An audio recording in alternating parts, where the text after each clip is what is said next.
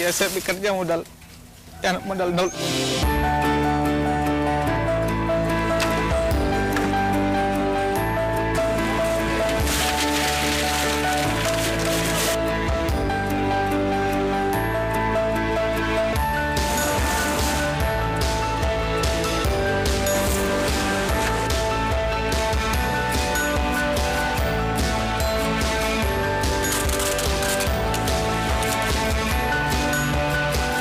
Tanpa kepercayaan itu kita enggak bakalan bisa seperti ini.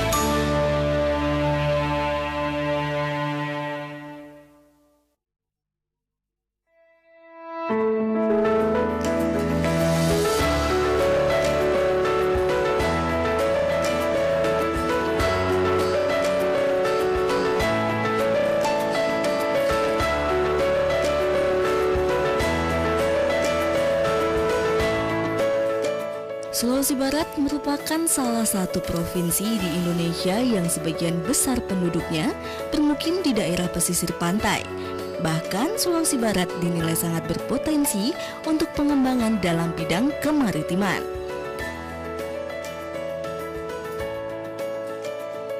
Sama halnya dengan daerah pesisir pantai lainnya. Di Sulawesi Barat, khususnya di Kabupaten Polewali Mandar, banyak terdapat tumbuhan kelapa. Kelapa merupakan tanaman yang memiliki banyak manfaat, seluruh bagiannya dapat digunakan dalam kehidupan sehari-hari. Tak heran jika orang menyebutnya tanaman serbaguna. Akarnya dapat dijadikan penyangga bangunan, batangnya dapat digunakan sebagai papan, daunnya yang kering bisa menjadi atap rumah, sedangkan daunnya yang muda digunakan sebagai bahan anyaman berbagai kerajinan tangan. Air dan buahnya dapat dikonsumsi, sedangkan sabut dan batok kelapa pun masih dapat digunakan sebagai bahan baku pembakaran.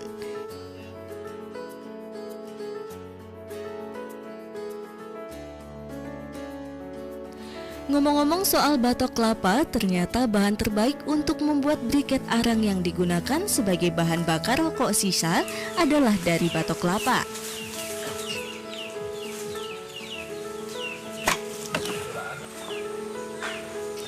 Nah, di Kabupaten Polewali Mandar ada seorang putra daerah yang berani mengolah dan mencoba peruntungannya dengan memanfaatkan batok kelapa ini.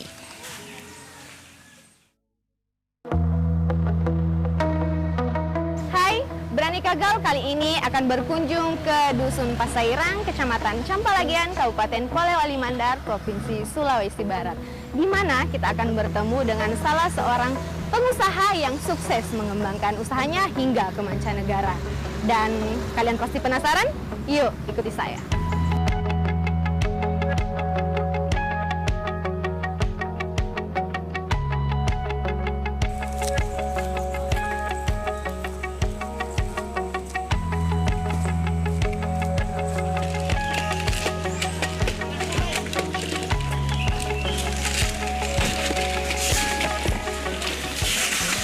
Tepatnya di Dusun Pasairang, Desa Parape, Kecamatan Campalagian, Kabupaten Polewali Mandar.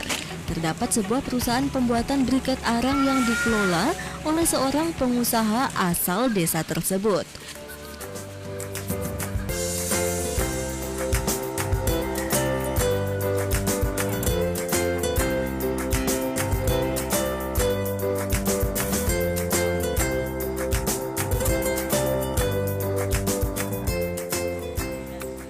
Ya, Sudirman atau yang dikenal oleh masyarakat sekitar dengan sebutan Yudi.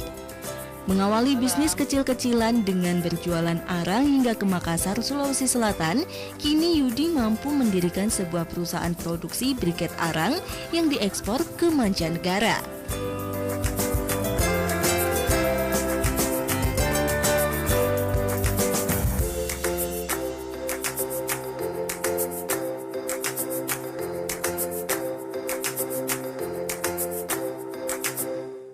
Awal mulanya ini sebelum ada perusahaan saya masih beli-beli arang, keliling cari arang sampai ke Majene naik motor. Masih naik motor Iya. pada saat itu. Itu sejak tahun berapa tuh Pak? Sejak tahun mulai tahun 2007. 2007? Iya. sudah hampir 11 tahun. Ya, 11 tahun. Iya, bisa tidak diceritakan Pak bagaimana awalnya dari Bapak sendiri yang beli-beli arang dan akhirnya bisa punya perusahaan briket seperti ini? Awalnya saya kan masih beli arang, kita kirim jual di Makassar. Biasa jual 50 karung. Sampai saya keliling itu naik motor bawa karung. Biasa pagi berangkat sama ibu. Iya. Datang biasa jam 12 malam sampai di rumah. Masih harga-harga ya, maksudnya batok kelapa di sini belum ada harganya lah di sini. Ya, masih terbuang saja sebagai sampah. Sampah jadi sarang tikus ya. Seperti itu. Ya, terus setelah itu Pak kita belajar kirim ke Surabaya. Kirim ke Surabaya. Itu dalam masih bentuk arangnya. Masih bentuk arang, belum seperti ini. Belum seperti ini. Setelah itu saya dapat kepercayaan dari bos juga dari Surabaya. Ya alhamdulillah dengan arang ini saya juga pertama kali saya injak naik pesawat ke Surabaya. Berkah arangnya. Arang ya. Pada saat itu belum jadi briket, masih arang. Belum. Iya. Masih arang. Setelah dia panggil saya ke Surabaya, saya lihatlah pabrik briket di sana. Ternyata ini briket arang ini maksudnya jadi bisa diolah lagi. Bisa diolah jadi apa namanya? Jadi uang lah ceritanya. Iya. Jadi situlah saya lihat ini bisa jadi peluang kerja, ini bisa membuka usaha lah, lapangan kerja di kampung ini karena bahan baku di sini cukup luar biasa, patoknya banyak, arang banyak, terbuang begitu saja, tidak dimanfaatkan. Iya. Dari situ Bapak belajar otodidak atau? Ya sambil melihat-lihat cara campurnya apa, bagaimana. Kan ini sebelum ada lama saya belajar di sana, maksudnya saya keliling lah ke sana, lihat bagaimana cara pengelolaannya.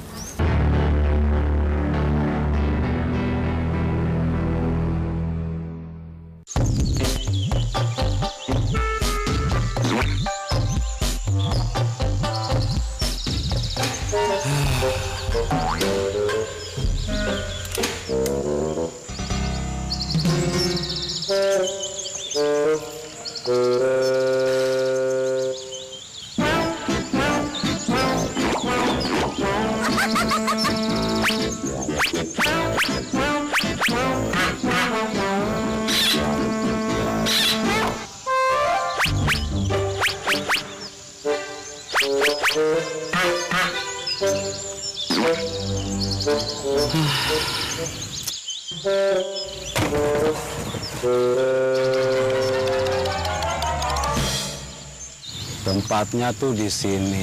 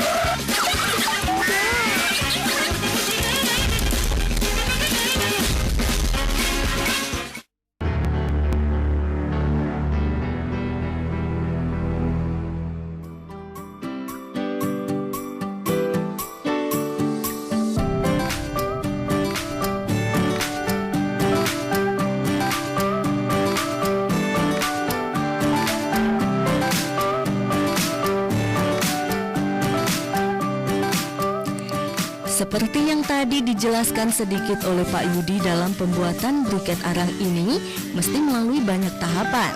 Berdasarkan info yang saya dapatkan, yang harus dilakukan pertama-tama ialah membeli arang. Biasanya Pak Yudi membeli arang dari Ibu Nurhayati, seorang penjual arang yang juga tinggal di Desa Pasairang. Memang Pak Yudi bisa saja membuat arang sendiri dari batok kelapa, namun ia lebih memilih berbagi sedikit rezeki kepada orang lain. Meski harga arang ini relatif murah, namun Pak Yudi selalu membeli arang jualan Ibu Nurhayati di atas harga rata-rata.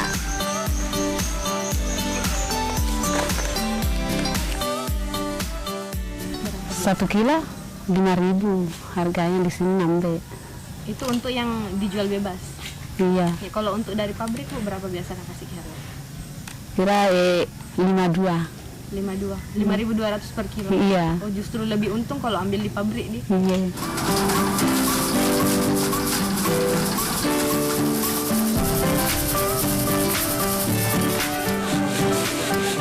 Arang yang telah dibeli tadi kemudian dibersihkan, proses pembersihannya pun bisa dilakukan secara manual maupun dengan menggunakan mesin. Karena mesin yang bisa digunakan hanya satu, maka untuk mempercepat proses pembersihan, arang juga dibersihkan secara manual dengan cara disaring hingga debu-debunya terpisah. Jangan heran ya, di pabrik ini pekerjanya memang mayoritas perempuan. Sebab menurut Pak Yudi, perempuan lebih memiliki tingkat ketelitian yang lebih dibandingkan laki-laki. Itu menurut Pak Yudi loh. Sebelum ada ini sudah ada niat saya buka pabrik di sini. Kan saya lihat masyarakat di sini keluarga banyak yang membutuhkan lapangan kerja. Dulu kan yang dulunya Mak Doros itu sekarang ya alhamdulillah sudah bisa kumpul di sini. Iya, bisa kerja. Bisa kerja di sini. Pengepakan seperti ini. Jadi ini di sini karyawannya masyarakat sekitar kah Pak? Ada Masyarakat. yang agak jauh kah tinggalnya? Atau Untuk memang sementara dulu saya pakai masyarakat di sini. Keluarga karena saya lihat di sini loh. Banyak sekali yang pengangguran kasihan di sini, ibu-ibu apa, tante. terus saya lihat di sini kan lebih banyak perempuannya Pak dibandingkan laki-lakinya. Mungkin ada alasan tertentu dari Bapak sendiri sebagai pemilik perusahaan kenapa lebih banyak mempekerjakan perempuan? Kalau alasannya memang kan ini kan kayak bikin apa ya? Mungkin Pengepakan, membungkus. Pekin mungkin bagusnya kalau perempuan yang pekin supaya bersih, cara kerjanya bersih apa. Oh, iya. Terus saya lihat di sini dulu kan yang banyak Pak Doros itu kan perempuan yang banyak. Iya.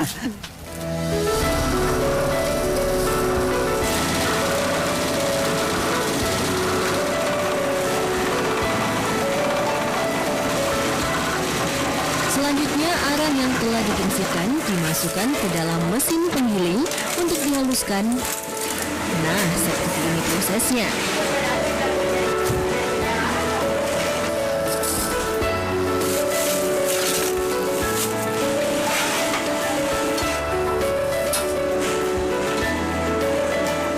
Arang yang sudah halus kemudian dimasukkan ke dalam mesin molen ini. Biasanya ya, mesin molen diisinya dengan semen, pasir, dan air. Tetapi mesin molen yang ada di sini hanya boleh diisi dengan arang halus, tepung tapioka, soda, dan air secukupnya. Karena disinilah proses pencampuran arang akan dilakukan. Setelah diaduk hingga tercampur rata, arang akan berubah menjadi adonan arang yang siap untuk dicetak. Wah, besar sekali ya mesin-mesinnya, sampai saya harus memanjat untuk melihat adonan arang.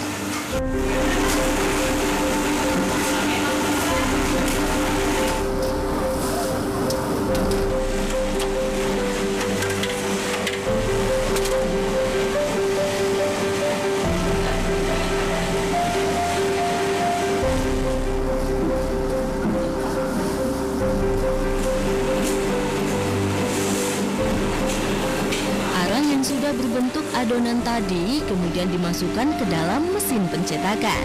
Cetakannya pun ada 3 macam. Ada yang berbentuk steak, kubus, dan segi 5.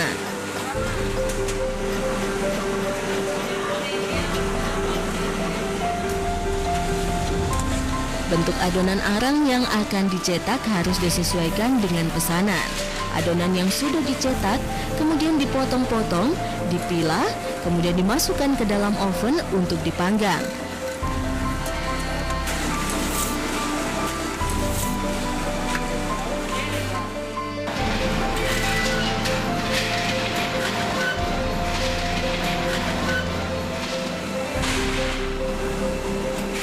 Pemanggangan biasa dilakukan saat malam hari saat semua pekerja sudah tidak berada di pabrik guna menjaga keamanan dan keselamatan pekerja.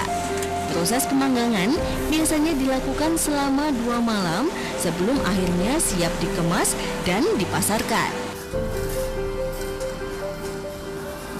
Ini kan bentuknya segi 4, Pak. Apa cuma bentuk ini saja yang diproduksi? Ada yang kan ini kubus, yang satunya yang nggak panjang itu, yang kayak di pabrik tadi dalam stick dengan sodax, yang masih ada 3 macam.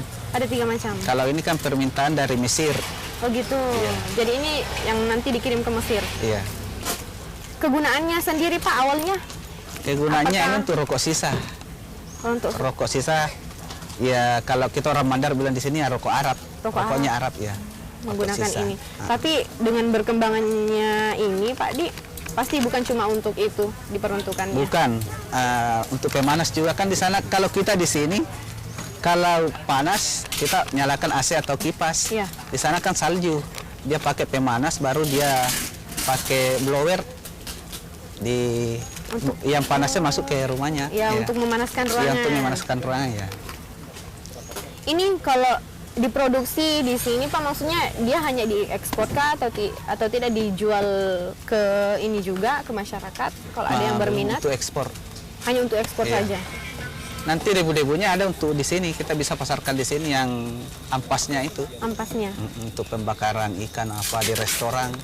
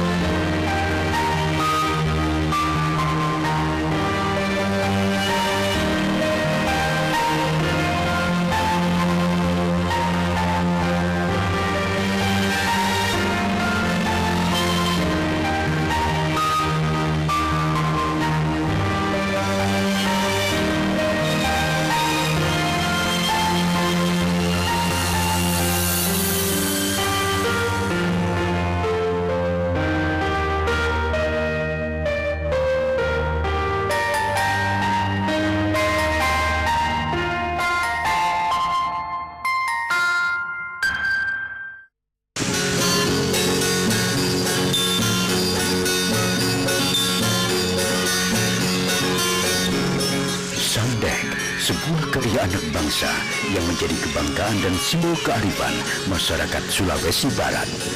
Sandek, perahu tercepat senusantara yang sudah ada sejak ratusan tahun lalu. Saat ini, Sandek mengalami proses kepunahan. Hal itu jangan sampai terjadi sebab di balik Sandek ada ilmu pengetahuan pembuatan perahu dan pelayaran tradisional yang berasal dari warisan nenek moyang kita yang berlangsung ribuan tahun yang lalu. Tugas kita untuk menjaganya dari kepunahan. Lestarikan Sandek.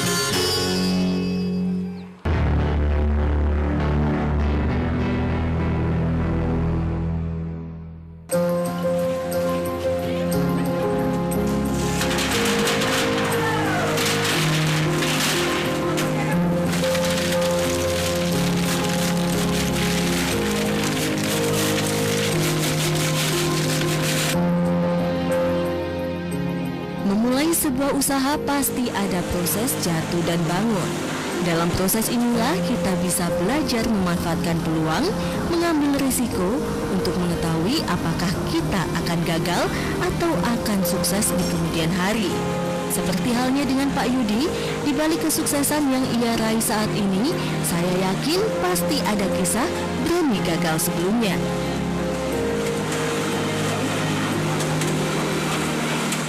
Tahun 2012 saya sempat maksudnya jatuh lah di situ. Jatuh? Ya sempat karena persaingan bisnis. Sudah banyak masuk Cina, apa Korea, dia sudah tahu jalan, jadi kita orang awal lah di sini. Disitulah persaingan bisnis kita kalah di sini. Kalah. Saya sempat berhenti 3 tahun. 3 tahun dari 3 tahun. 2012 itu.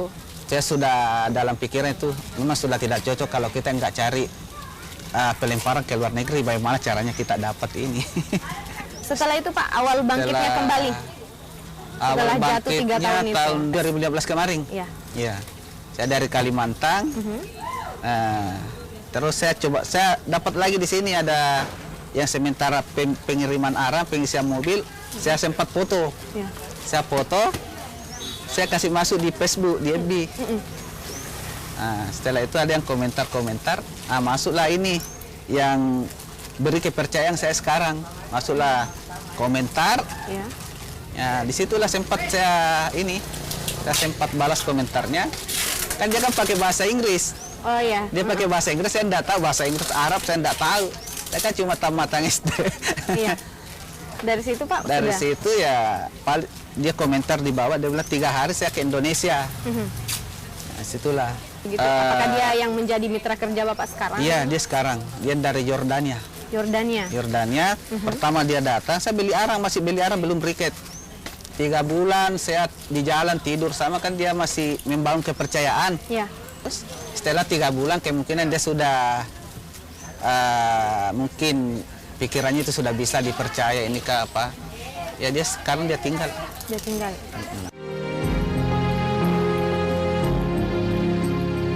Hanya bermodalkan nekat, kemampuan berbicara dan mampu menjaga kepercayaan yang diberikan, akhirnya Pak Yudi bisa dengan haru mengatakan mampu membuka lapangan pekerjaan untuk orang-orang sekitarnya.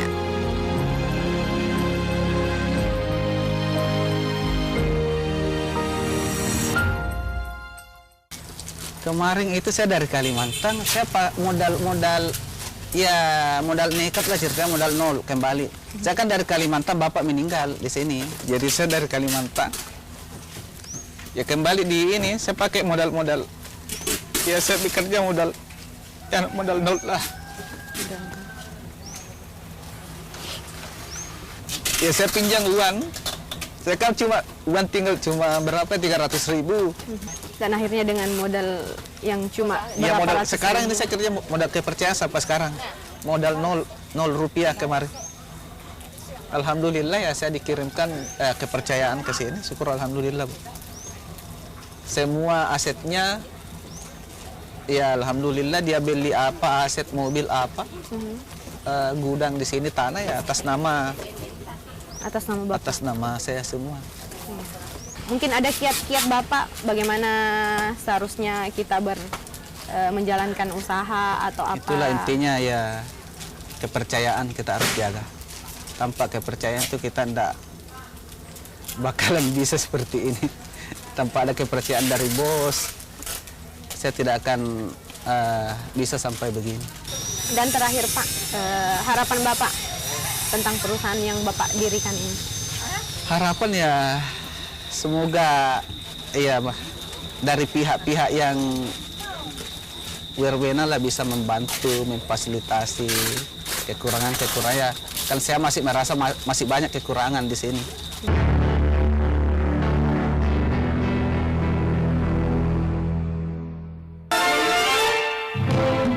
Melodrama seorang wanita Jepang yang sukses di era 80-an kini hadir kembali di layar televisi Anda. 無理しないで帰ってこい。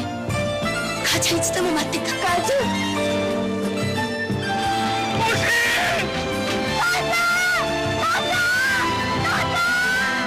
OSI di TVRI, saluran pemersatu bangsa.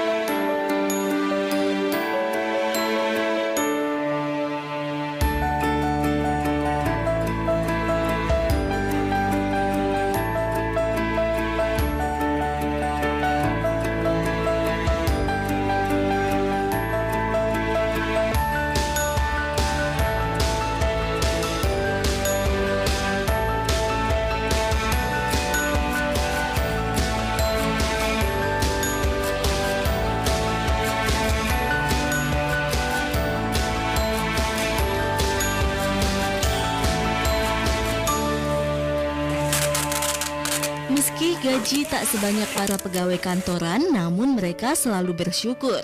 Berangkat kerja setiap pukul 8 pagi hingga pukul 5 sore dan hanya mendapatkan jatah libur pada hari Jumat saja. Semua mereka lalui dengan penuh sukacita, tidak ada pembatas dalam pabrik ini, mereka semua dinilai sama. Suasana akrab dan bersahabat pun saya rasakan saat bersama ibu-ibu pejuang yang bekerja di sini.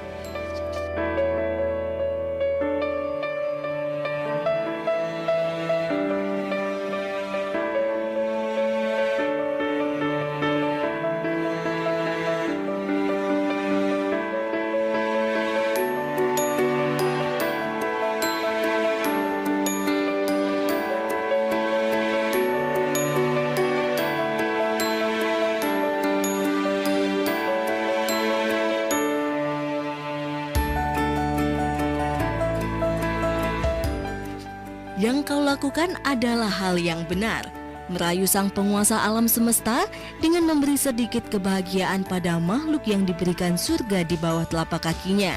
Maka teruslah berpegang teguh pada prinsip yang telah kau tanam.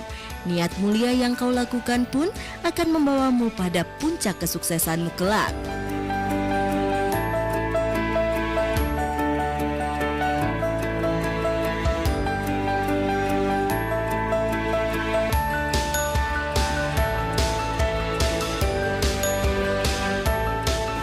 Berdirinya pabrik ini sangat membantu masyarakat di sekitaran pabrik ini atau di sekitaran kampung Pasairan ini, karena banyak yang tadinya ya perempuan itu yang hanya kerjanya duduk saja di rumah, akhirnya sekarang dia punya pekerjaan tetap, yaitu bekerja di sini. Harapan saya semoga pabrik ini dapat lebih maju lagi sehingga dapat merangkul lagi banyak masyarakat di sekitar yang barangkali kurang pekerjaan atau yang tidak bekerja bisa dipekerjakan di sini. Cukup mendukung lah, tidak ada masalah. Ya cukup membantu ekonomi untuk keluarga. Harapannya semoga perusahaan ini tetap maju.